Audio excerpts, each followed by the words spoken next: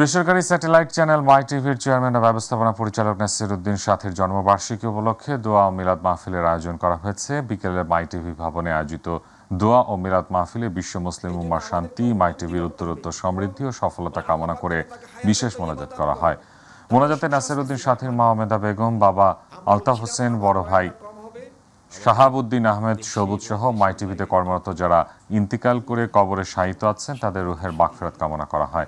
এই সময় মাই টিভির চেয়ারম্যান ও ব্যবস্থাপনা পরিচালক নাসির উদ্দিন সাথী, উপব্যবস্থাপনা পরিচালক আশফিয়া উদ্দিন, পরিচালক সুলতানা রাজিয়া শিখা, বার্তা পরিচালক জেকের উদ্দিন সম্রাট, সিইও তৌহিদ উদ্দিন আফ্রিদি, পরিচালক নাজনীন সুলতানা শিমুল সহ মাই টিভিতে কর্মরত বিভিন্ন পর্যায়ের কলাকৌশলী, কর্মকর্তা ও কর্মচারীরা উপস্থিত ছিলেন।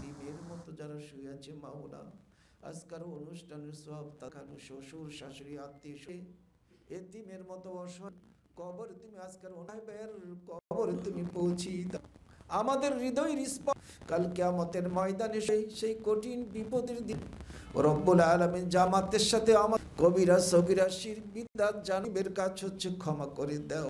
খাস করে মাওলা তার জন্য মাওলা হায়াতে তৈয়ব অভিভাবক হিসেবে তাকে পৌঁছে দিতে পারে সেই তৌফিক তুমি হায়াতে তৈয়বা মাই টিভি পরিবারের যে সমস্ত সদস্যবৃন্দ দুনিয়া থেকে বিদায় রব্বির হামহুমা কালামিন ইনদাল মাউতি লা ইলাহা ইল্লাল্লাহু মুহাম্মাদুর রাসূল।